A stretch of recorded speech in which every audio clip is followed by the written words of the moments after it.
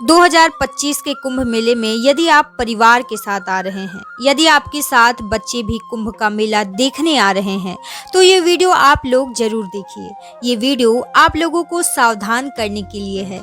कहां कहां पर आपको सावधानी बरतनी है, तो यह वीडियो पूरा जरूर देखें।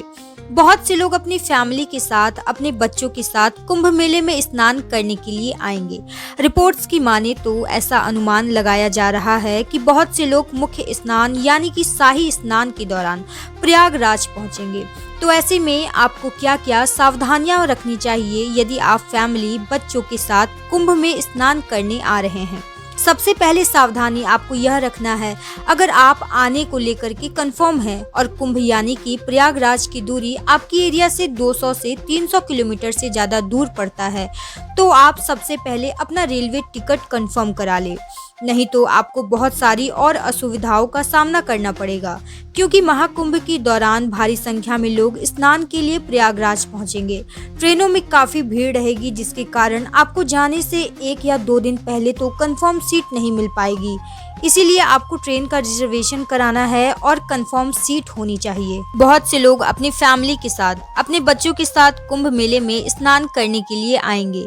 रिपोर्ट्स की माने तो ऐसा अनुमान लगाया जा रहा है कि बहुत से लोग मुख्य स्नान यानी कि शाही स्नान के दौरान प्रयागराज पहुंचेंगे।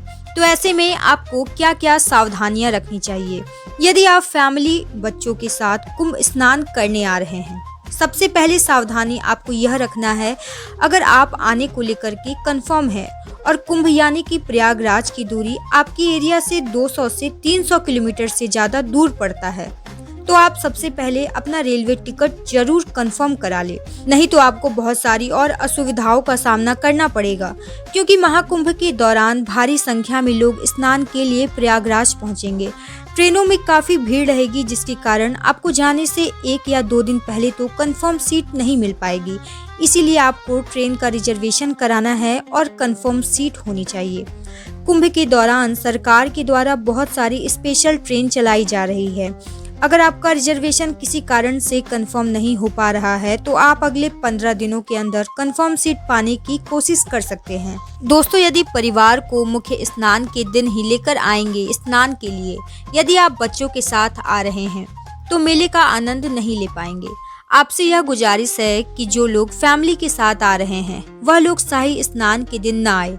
दूसरे दिन भी स्नान करेंगे तो भी उतना ही पुण्य मिलेगा जितना पुण्य शाही स्नान वाले दिन मिलेगा। हमारे धार्मिक ग्रंथों में इस बात का जिक्र किया गया है कि माघ के महीने में कुंभ प्रयागराज की धरती पर स्नान करने से वही पुण्य की प्राप्ति होगी। ऐसा नहीं है कि केवल शाही स्नान के दिन ही मिलेगा। कुंभ मेले की तैयारी प्रयागराज में जोरों शोरों से चल रही है। वहां पर लोगों के रुकने के लिए टेंट की व्यवस्था की गई है। तो यदि आप टेंट में रहने की इच्छुक हैं, तो आप ऑनलाइन बुकिंग भी करा सकते हैं। यदि आप कुंभ मेला देखने प्रयागराज आ रहे हैं, तो आपको क्या क्या सावधानियां बरतनी चाहिए। सबसे पहले सावधानी बरतनी चाहिए कि यदि आप 2 या 3 से ज्यादा लोग हैं और यदि छोटे बच्चे आपके साथ में हैं, तो मेला घूमने के दौरान वो आपसे बिछुड़ न जाए। इसके लिए भोले भट्ट के शिविर बनाए गए हैं।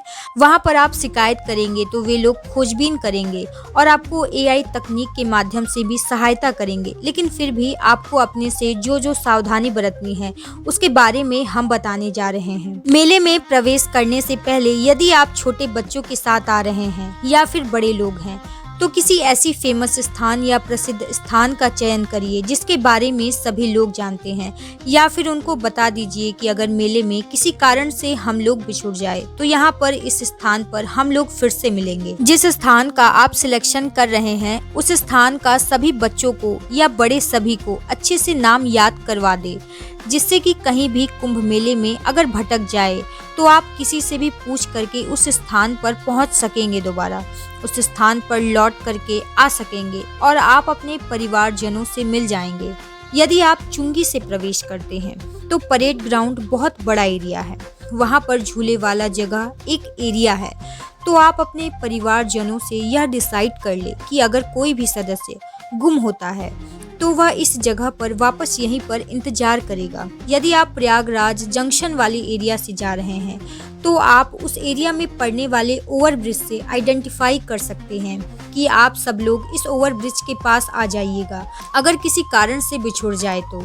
अगर आप प्रयागराज कुंभ मेले में किसी भी जगह से एंट्री करेंगे तो उस जगह में पड़ने वाले फेमस जगह के बारे में परिवार के सभी लोगों को जानकारी दे देनी चाहिए, जिससे कि परिवार का कोई भी सदस्य भटका तो उस स्थान पर किसी से भी पूछकर वापस आ सके। बच्चों के साथ यदि आप आए हैं तो एक सबसे बड़ा सावधानी आपको बरतनी है कि आपके साथ जितने भी बच्चे आए हैं उन बच्चों के स्कूल का आईडी कार्ड या फिर बच्चों के गले में एक कार्ड बना करके टेम्पररी जैसा जरूर निकलवा लीजिएगा और उस आई कार्ड में बच्चों का फोटो, मोबाइल नंबर, नाम, पता लिख दे।